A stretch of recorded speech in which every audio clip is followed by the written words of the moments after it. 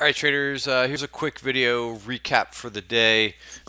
Today is Thursday, February 8th, and another nasty sell-off day. Today we had SPY finish down 3.75%. Diamonds were down 4%. Qs were down 4%. Just bloody. A lot of sectors just beaten down pretty hard. I see a couple different sectors: energy, biotech. A few others down well over 4% on the day. So we're going to talk a little bit about what that means and just strategy, a little bit of strategy going forward. So, I've got a chart up of NVIDIA after hours. They had a hell of a quarter. So there were several earnings reports after the close today. Expedia, the other way, not like a horrible report. But we'll see what NVIDIA says after hours. They have their earnings call at 5 p.m., so that's just in a few minutes. But man, their numbers were really strong, and if they hadn't reported in such a weak tape, I would think they would be easily through their 52-week high. But again, pretty weak tape to be reporting earnings. Unlucky, I would call them. 291 versus 268, 172 versus 129, and then their guidance was very strong as well. 290 versus estimated 244 for the first quarter. So really strong. Just looking at the technical levels, I think it needs to get above 240, which is the value area for the week. But we'll see what they say on their conference call, which starts in 2 minutes. So there was, speaking of this name, it's probably why I'm starting with it. I would say, we did see some call buying in the semi group, even though they got completely smoked at the end of the day. They were one of those sectors that took a monster fall on the day. But, there was some call buying in Intel. There's a little bit of call buying in Micron. A few other names that saw some call buying about midday today. But really the option activity is always going to be secondary, especially in the individual names when you have a day like this. So what does it mean? I mean, of course, we look at the VIX, which is out of 33. Again, it trailed off at the end of the day. I said in the trading room today, right around 320, 330. I said I put, which I normally don't do this, but I just felt a little bit stronger than usual and said, hey, I think there's a chance that we could really take out the lows, because basically there's a gamma effect at the end of the day, and the further that we're up, the more buying has to take place at the end of the day. Today, of course, the further we're down, the more selling has to happen. That is, you could blame the leverage funds for that. They have to make sure that they have the right exposure for the previous day in some of their funds, so it just dramatizes the move at the end of the day. So the VIX, looking at the hour, we touched 50.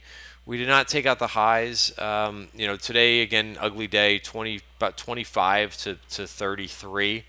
So really, it's just kind of more of the same, which we've been talking about in just about every night this week. Is just be patient and wait for this to be completely cleansed out.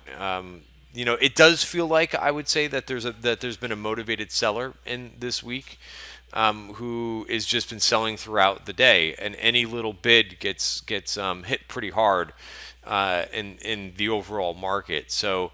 Until that seller is you could talk about it's technical levels and so forth. I think that you really just have either one or a couple big sellers in there just liquidating a portfolio. That's what this normally, the price action that you see like this and like we saw earlier in the week, just tells me that there's a very big motivated seller who's probably got caught. Who knows on what? Maybe it's being short volatility and they're forced to sell. This happens quite a bit when you have big moves in different places, but that's just a guess. It really, it doesn't. The reasons at this point, and you're going to hear a ton of different theories and so forth. They don't really matter. What you want to do is find some levels that you could trade against. Kind of wait until the damage is done first. So as bad as this week has been. And I know people are quoting like the fastest move. I saw the fastest move down while we're still above the 200-day moving average. That's the main point. The S&P is still above the 200-day moving average, and so you got the 200-day moving average down here at, and we'll look at SPY. So yeah, while I'm bringing this up again, I think the reasons at the end of the day are not going to bring back P&L. Looks like we did hit another VPOC, which is probably a good thing.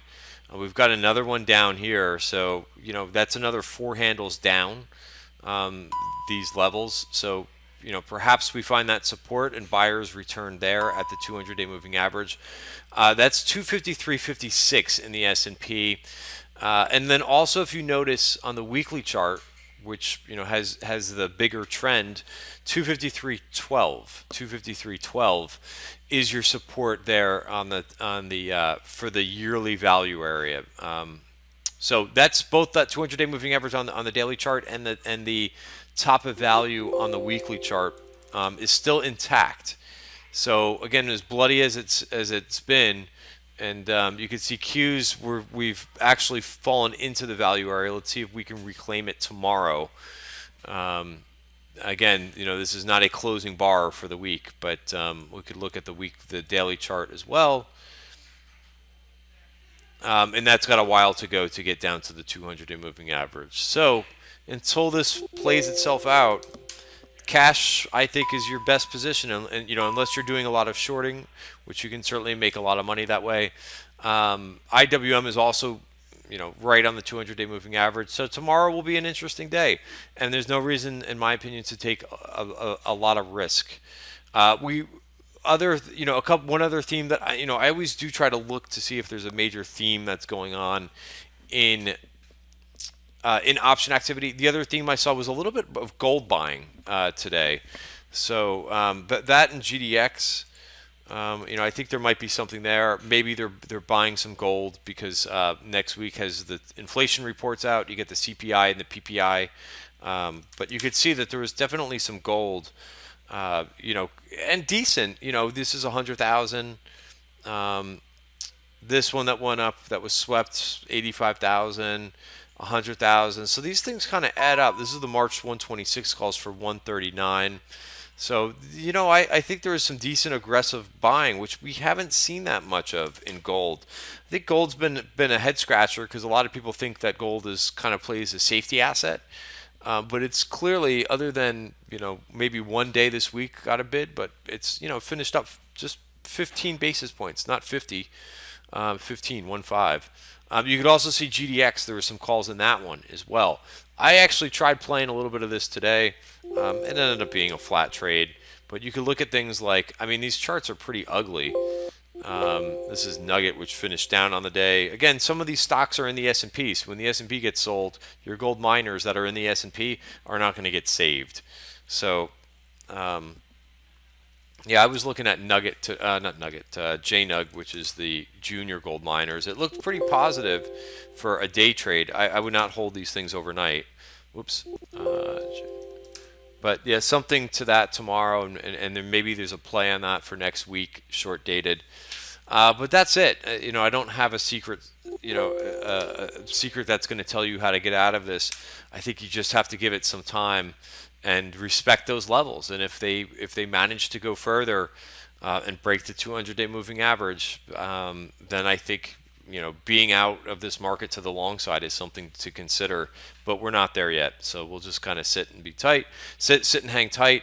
I took a couple positions off. I held Twitter in my cash trend portfolio. I actually took a little bit of profits on that. It was just up a little bit too much. And then I got stopped out of one position in cash. So I'm just still respecting all my stop prices. And, seems like each one of these stops that I've gotten hit on has been it stinks when it happens to have to sell on a stop. But, they're saving my cash, to fight for another day. All right. That's it. Have a great night. See you tomorrow.